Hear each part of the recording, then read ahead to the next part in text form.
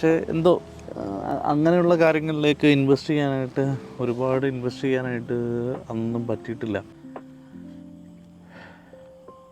എപ്പോൾ വീഡിയോ ചെയ്യാൻ തുടങ്ങിക്കഴിഞ്ഞാലും അപ്പോൾ വണ്ടി പോകും.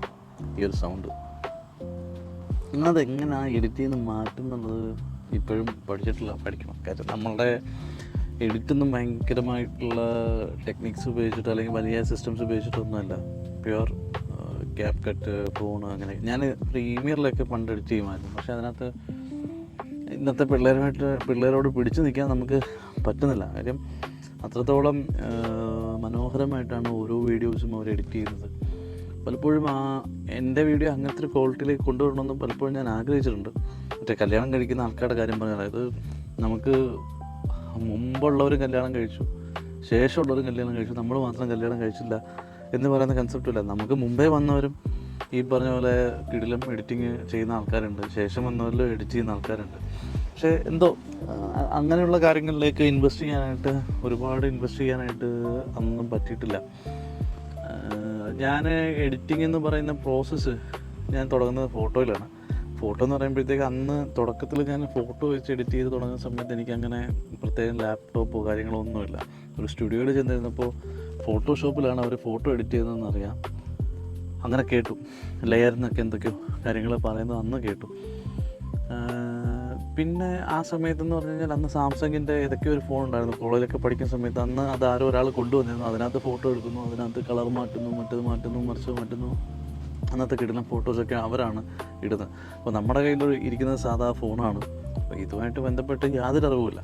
ഈ ഒരു കാര്യവുമായിട്ട് ബന്ധപ്പെട്ട് ഒരു ഫോട്ടോ എങ്ങനെയാണ് അത്രത്തോളം മനോഹരമാകുന്നതെന്നോ, അല്ലെങ്കിൽ എന്താണ് ഫിൽറ്ററെന്നോ, അല്ലെങ്കിൽ എങ്ങനെയാണത് ഇടേണ്ടതെന്നോ ഒന്നും യാതൊരു അറിവുമില്ല.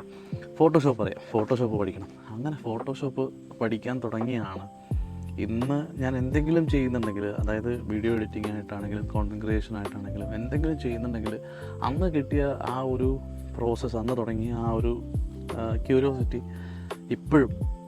ഇപ്പോഴും നമുക്ക് മുന്നോട്ട് കൊണ്ടുപോകാനായിട്ട് സാധിക്കുന്നുണ്ട്. ബിക്കോസ് എൻ്റെ വൈഫ് പോലും എന്നോട് പറയാറുണ്ട്, എനിക്ക് ഇമാതിരിയുള്ള ഐറ്റത്തിനോട് ഭയങ്കരമായിട്ടുള്ള ക്യൂരിയോസിറ്റിയാണ് എന്നുള്ളത്. അതായത് ഗാഡ്ജറ്റ്സിനോട്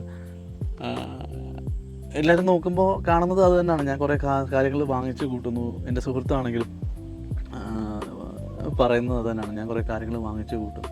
അപ്പം എവിടുന്നെങ്കിലൊക്കെ കിട്ടുന്ന ഇൻഫർമേഷനിലും കാര്യങ്ങളിലും ആണ് നമ്മളത് എപ്പോഴും കണ്ടുപിടിക്കുന്നത്. അപ്പോൾ അത് പരീക്ഷിക്കാനായിട്ടുള്ളൊരു ക്യൂരിയോസിറ്റി ഇപ്പോഴും ഉണ്ട്.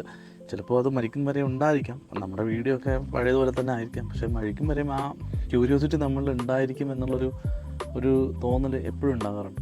അങ്ങനെ ഒരു ക്യൂരിയോസിറ്റിയാണ് ഇന്നത്തെ വീഡിയോയ്ക്ക് പിന്നിലുള്ളതും. സാധാരണ ഞാനിങ്ങനെ രാത്രിയിൽ വീഡിയോ ഇടാത്തതാണ്. ഒരു പ്രോഡക്റ്റ് മേടിച്ചു, ഒരു ലൈറ്റിംഗ് സെറ്റപ്പ് ചെറുതൊരെണ്ണം മേടിച്ചു. വലിയ കോസ്റ്റൊന്നും ആയില്ല, ചെറിയൊരു ലൈറ്റിംഗ് സെറ്റപ്പ് മേടിച്ചു. കൊള്ളാം, കുഴപ്പമില്ല. എനിക്ക് ഇതിന് ആയത് വെറും ഒരു 500 മാത്രമാണ്. അതിൽ താഴെയാണ് എനിക്ക് ഈ ഒരു ലൈറ്റിന് വേണ്ടിയിട്ടായിട്ടുള്ളത്. ഇതിൻ്റെ ക്വാളിറ്റി എങ്ങനെ ഉണ്ടാവും, എഡിറ്റ് ചെയ്യുമ്പോൾ എത്രത്തോളം നമുക്ക് അതിനകത്തുള്ളൊരു ക്ലാരിറ്റി കിട്ടുമെന്നൊക്കെ ഉള്ളത് ഇനി നോക്കണം. പിന്നെ ഇത് എത്ര പേര് കാണും എന്നെനിക്കറിയില്ല. ആൻഡ് ഇത് എൻ്റെ ഒരു യാത്രയുടെ ഒരു ഭാഗമാണ്. ഇതെന്നും ഇവിടെ ഉണ്ടാകണം. ഈ ഒരു മൊമെൻ്റ് എന്നും ഉണ്ടാകണം എന്നുള്ള പ്രതീക്ഷയിലാണ് ഞാനിത് അപ്ലോഡ് ചെയ്യാനായിട്ട് ഉദ്ദേശിക്കുന്നത്. സോ മേ ബി കാണാം. ഇനി നമുക്ക് മുന്നോട്ട് പോകുന്ന യാത്രയിൽ കാണാം. ഓക്കെ.